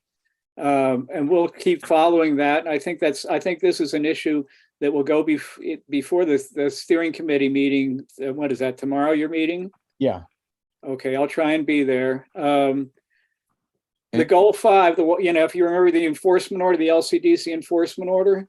Yeah. Well, the Washington County Goal 5 process update, they're going to meet again in October. And we suggest having Michelle Miller or others on the technical advisory committee as a speaker at our CCI meeting sometime. And of course, as the LUT understaffing was an issue we talked about. But we did talk for quite a bit about the Governor's Housing Production Advisory Committee. I did speak for CPO4M. I provided testimony a week ago. They met. They're not going to meet again until the 22nd, which is Friday. But they're not going to be having public testimony then. But the recommendations are just atrocious. The representation on the committee is all on the side of developers, or it's a lot on the side of developers. Fran had sent out a message that from Bob Salinger, and I looked at it and I just had to respond. So I had our steering committee, we approved that we could talk on that. So we need to have something constructive go out from the CCI about the whole thing. And there's too much to talk about here. I know people are tired, but we can bring forth the recommendations. And one of their first recommendations that they approved last week, without having a full reading of it, dealt with appeals. And they were saying appeals are delays, and affordable housing is an emergency. And they were, saying appeals are, we have to stop the appeal process to some degree. And I came back and said, hey, our CPO has had some very relevant appeals, and they have been, the state of Oregon has agreed on them. And we have this enforcement order, and every city, every jurisdiction, city and county, the 240 cities, the 36 counties, all have to have clear and objective standards in the long run on this. So there's some real issues here. The governor wants to have 3,600 houses built every year for the next 10 years. And so there's some real issues here. And I would like to have some, get this committee involved in one way or another. We also talked about Lane County having a tree code. Fran was mentioning how important the banyan tree is to those people on Maui in Hawaii where the fire was. And just today on the news, or maybe I read it in the Oregonian today, the banyan tree, this really old tree, is developing some new leaves. So that's good news. And we also talked about the Inflation Reduction Act and the Oregon Department of Fish and Wildlife having money for trees and for tree canopies. So our basic thought is we want to have incremental progress. We want to, make progress in a number of different steps. And so I will be attending the CCI meeting tomorrow, steering committee meeting tomorrow, to move forward on some of this. Thank you. Can I add one real quick point? Sure. $52 million is coming from the Inflation Reduction Act specifically to the state of Oregon for greening, tree planting, all this other kind of stuff, urban trees. And Washington County is number one as far as the state, as far as what needs to be done in terms of tree planting and protecting trees, et cetera. So I would like to either have ODF, Oregon Department of Forestry, Scott, come and speak to us, or I can speak to the grants, where they're going. And it's a lot of money. $22 million is coming to Oregon Department of Forestry, and a lot of it is going to be earmarked for Washington County. And I'm kind of an instigator here. Yay.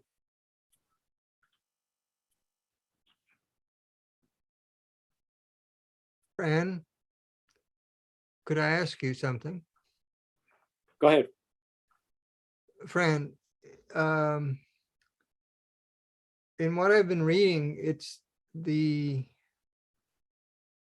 low income areas that are destitute with tree coverage. Is this where the trees are going to be going in all of the state of Washington or county of Washington County?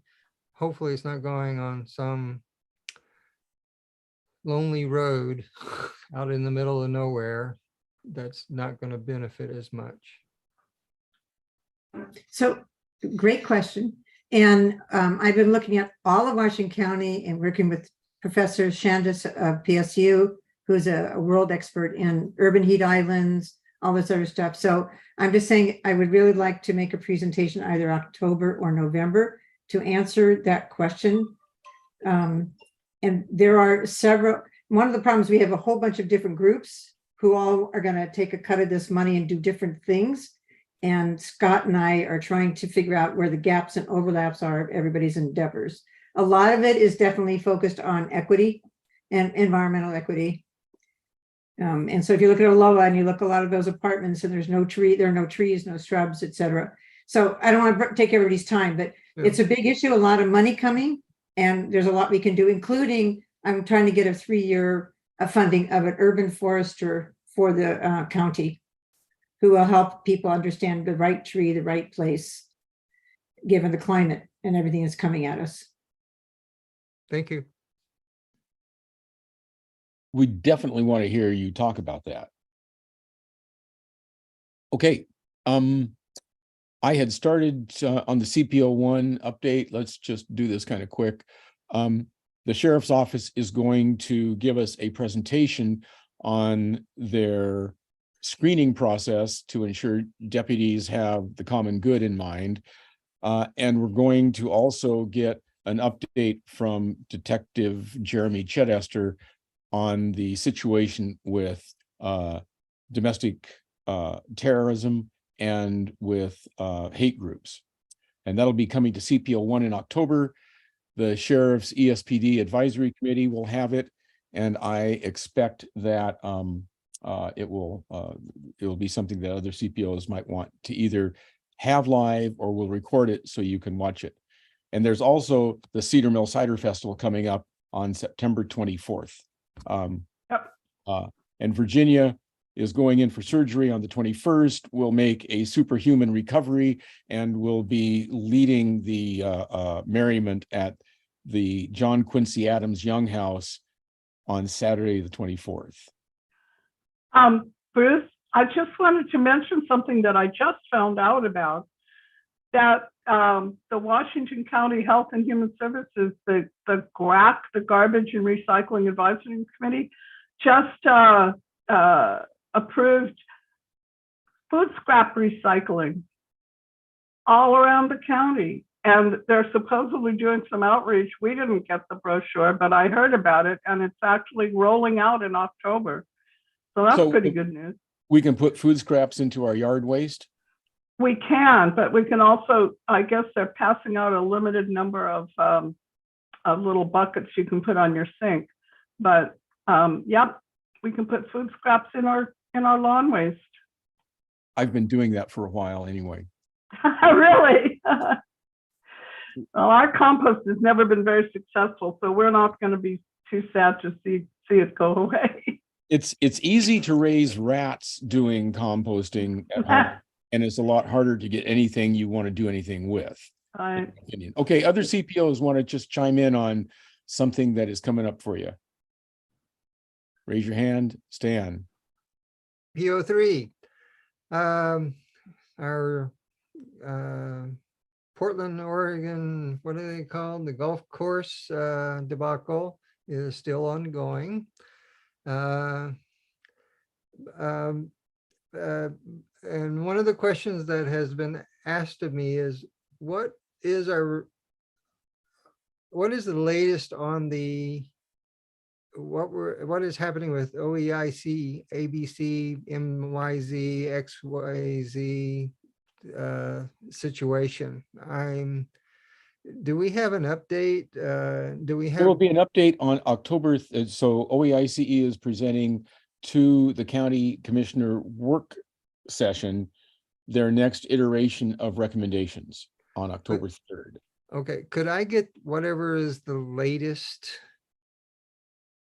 parts of what we did and what we provided and what they, We have not submitted anything yet. We've been holding off, waiting to sort of respond to the OEICE recommendations. We do have a number of things prepared, but it hasn't really been a very auspicious time to launch into that yet. so October could I 3rd. could I at least receive that so I can Sure. get sort of a gist of, because our meeting is this Thursday and I'm trying to give something of an update because this has been how long has this been going on? Like Years. yeah, I mean, it's so convoluted and alter. Yeah.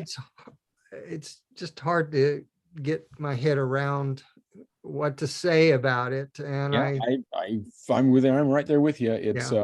And I recognize it may not be complete or, Not. anything like that, but at least I can give a sort of a where things are kind of standing at the moment. So it really demonstrates that anything of substance in the public participation realm takes years to get done. right. Because You- what Virginia presented is the other thing that I'm looking forward to seeing so that I can kind of give a viewpoint as far as respondents from the questions that were asked and then kind of where things are a bit. And so I can just give a reasonable outline of where things stand at this point in time. I haven't mastered Google Docs to the point where I'm quite certain I can give you that document in other than just as a link that everybody can look at. But that would be helpful, right? Yeah. Okay. Yes. Can you make a PDF of the document so it can be attached to the minutes? I don't think so because some of the longer answers don't show up until you hover over them. And I don't know that I can do that with a PDF. Well, Okay. I'm just trying to do a gist of, I don't need it exacting. I'm just gonna kind of give a broad strokes type thing until, Yeah. because until we Well, get this The pie sorted chart out, should do that, yeah. yeah, until we get it sorted out, it doesn't really matter all the, Specific answers, yeah. yeah. Okay. Okay, thank you. Thank you very much. Yeah, Appreciate it. I have an awful lot to do between now and Sunday. It might be after that, and you might Yeah. have to poke me, but feel free. Send me what you can as soon as you can. Okay. Thank you. Anybody else have a CPO update they want to share? Jim? Okay, our CPO is, oh geez, I just had it up here. Our next agenda includes a number of things. I just lost it here though.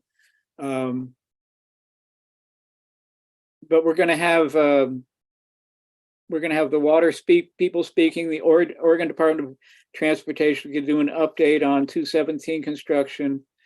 We're trying to have our state rep come and talk about the legislative session. We're really going to focus a bit on this technical or the governor's committee. I'm trying to do something about that. The enforcement order, we're going to do an update with that. And I wish I had my notes in front of me. I just had them and they disappeared. Okay, and we also will be trying to complete the bird and critter list, and also there's real questions about the Metzger Park budget. And Jill, if you have any other suggestions, let us know.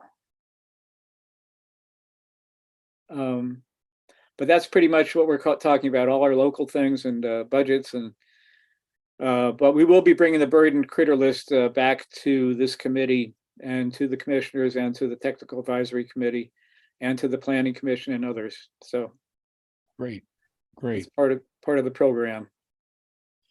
And I will try and share sometime the comments to this to the governor's housing productivity advisory committee.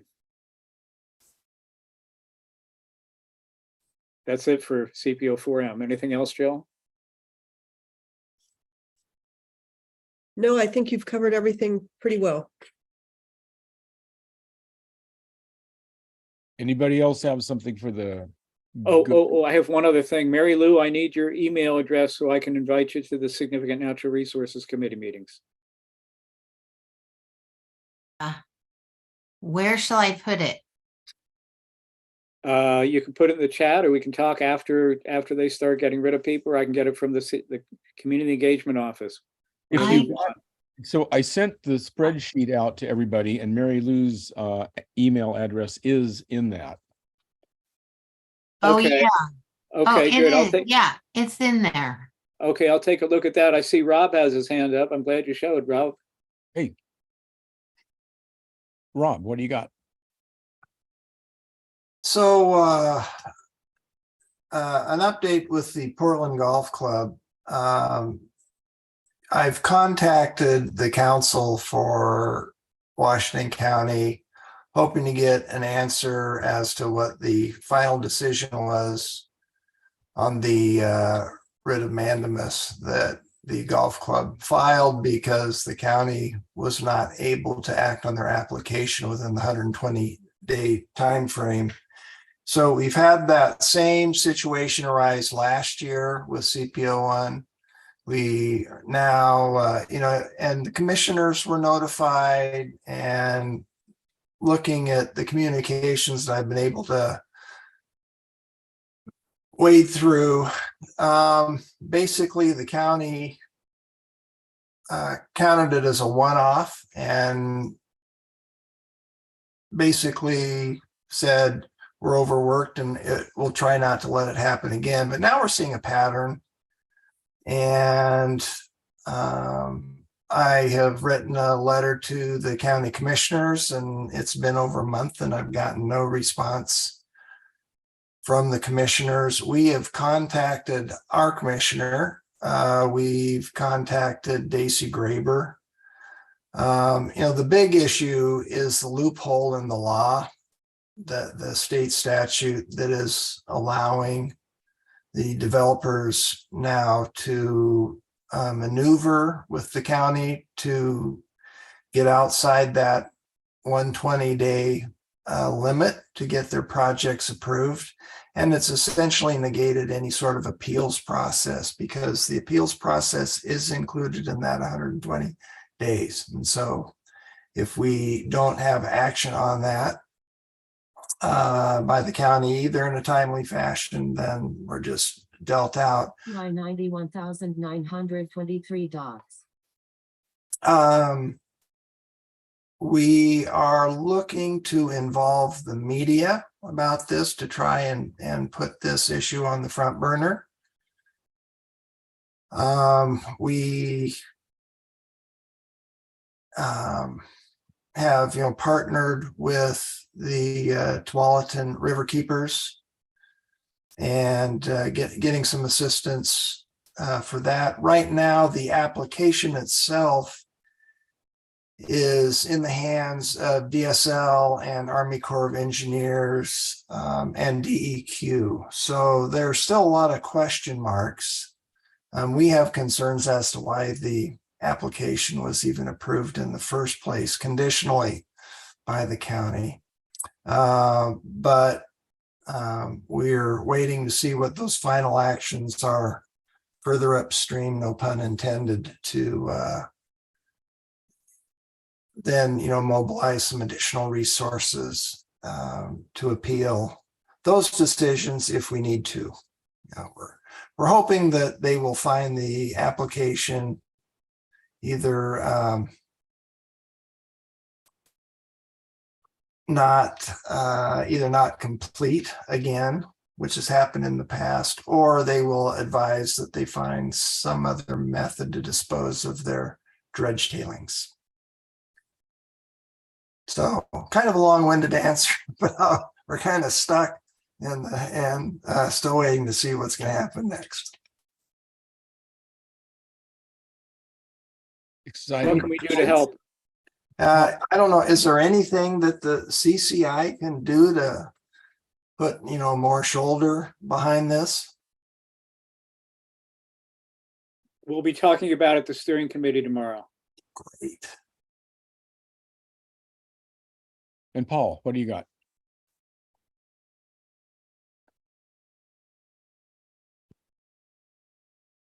You're muted.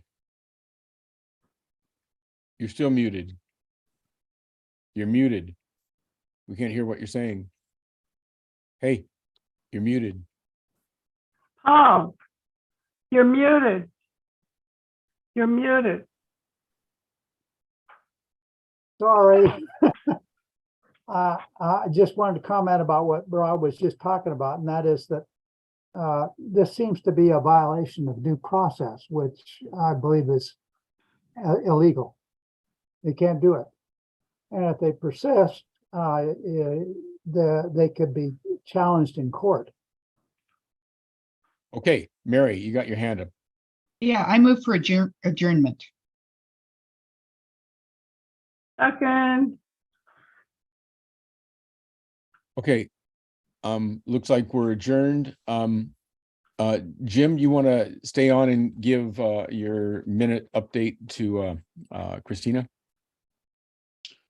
I can send her an email with it. Oh, good. Wonderful. Thank you. Okay, we're done. Class dismissed. Thanks, you guys. Good night. Good night.